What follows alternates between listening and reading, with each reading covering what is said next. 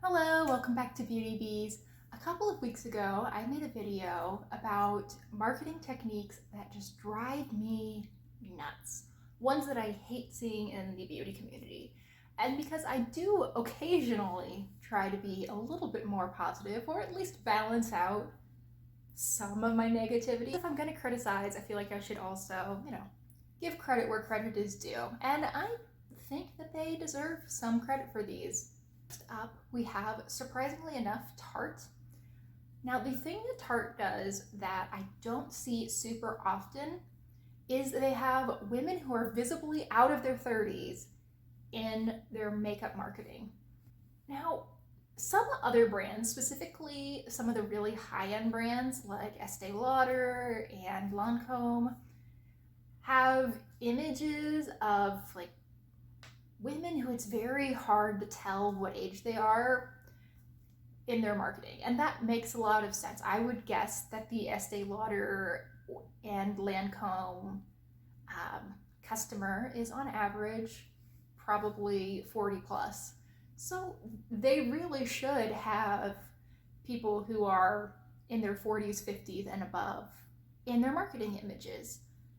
But very rarely do I see brands that really do market towards people in their 20s and 30s and even in their teens, show anyone who's above 35 in their marketing images. Why are we only acting like especially women are attractive for like a 15-year period? Like you've got from age 17 until you're like 33 and then you're done, which is ridiculous. That's like 20% of someone's life. And obviously a huge portion of makeup users are not in their teens, 20s, or 30s, so it makes so much sense to actually see them in marketing images because mature skin is different. Because your skin does change as you age. Maybe you're drying out a bit more, whereas you used to be a little bit more oily. Maybe you're starting to develop wrinkles. You know, a variety of different changes can occur, and it is so refreshing and so useful to see that a product actually works for someone who isn't in their 20s or 30s.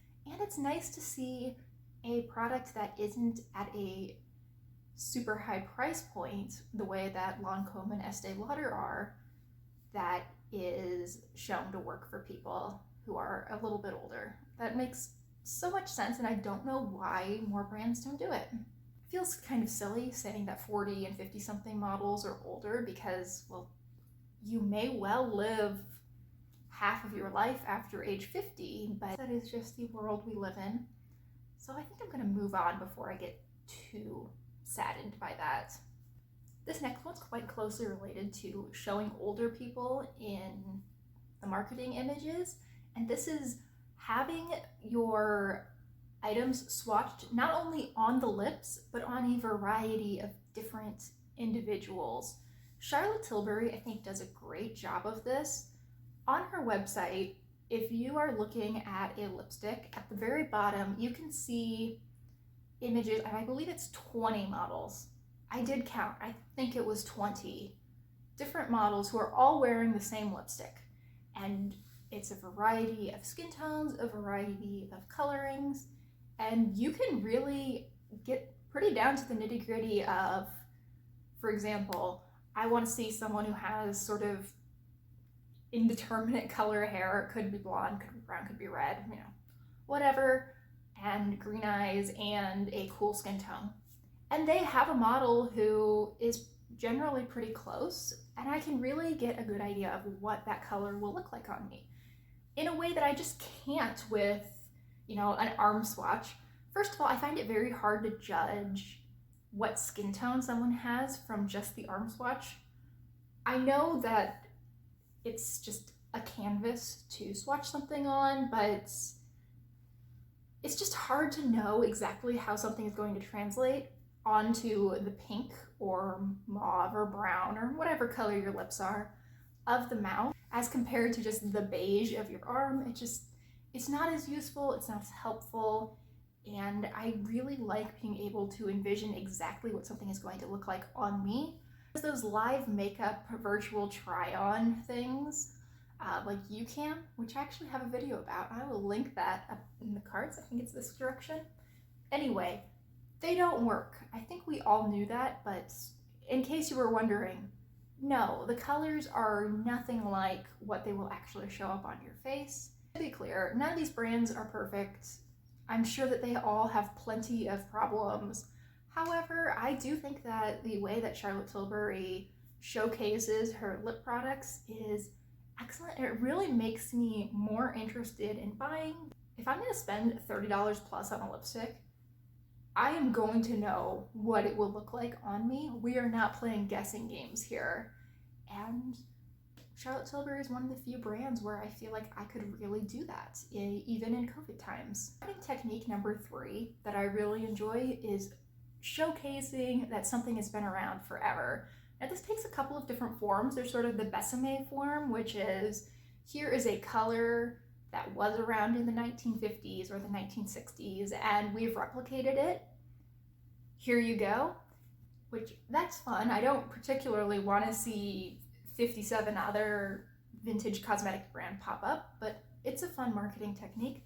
I also like the more sort of Maybelline Great Lash approach of, we're going to push that this has been such a classic and has been around and used and loved for 30 years, 40 years, whatever. I really hate the game of, here's this new line, we're gonna push it really hard, and then in 2.5 years, it'll be gone. I cannot stand that, and it feels like with a lot of brands, that turnaround is pretty quick now. However, when a product has been around for 40 years, I feel pretty confident that's gonna be there in 2 years when I maybe run out of it and need to repurchase. So there's a couple different levels to it. There's the, this is probably pretty good because they keep making it, but also someone thought that this was worth replicating or worth saving. Something about knowing that someone thought that an item was worth replicating or worth saving, just worth continuing to invest their time and energy into, makes me a lot more interested, because so much of not just makeup, but what we buy today in general is just, you know, purchase it, use it, throw it out, never think about it again. And it's nice to think that there are some things that do have a little bit longer lifespan. Another marketing technique that I really like seeing is the multi-pack. Urban Decay does this with their all-nighter setting spray as well as their primer potion. Benefit does quite a bit of it. They have their Benetint and a couple of their other, you know, lip and cheek tints in a full size and then a little travel size that come in a set. Same with a lot of their blushes, their bronzers, honestly most of their products really. The mascara, the primers, tons of different products. Benefit is all over this.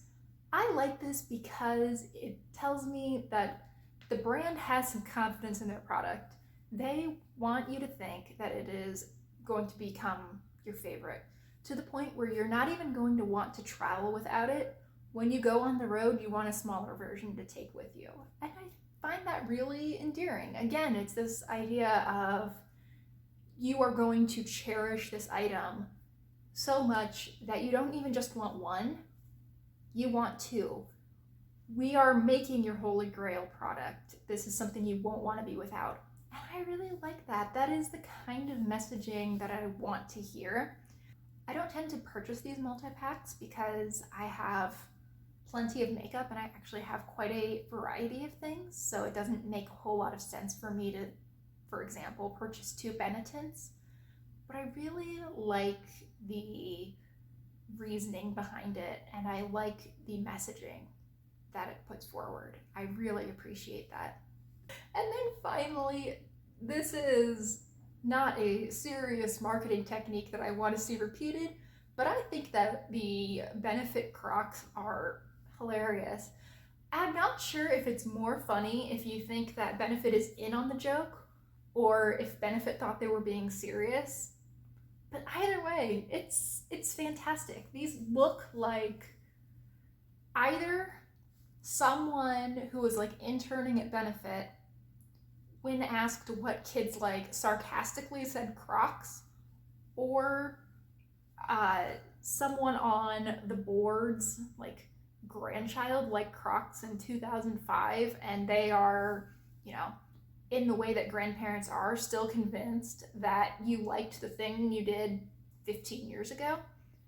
I don't know which version of that happened or if Benefit's really in on the joke, but these are fantastic. These are the best thing I've seen in ages. Do I want them? No.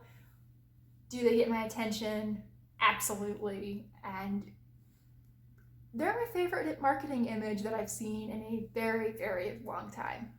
Thank you so much for watching, and hope you will let me know what you think of the techniques I've gone over today, as well as any other makeup marketing techniques that you actually like.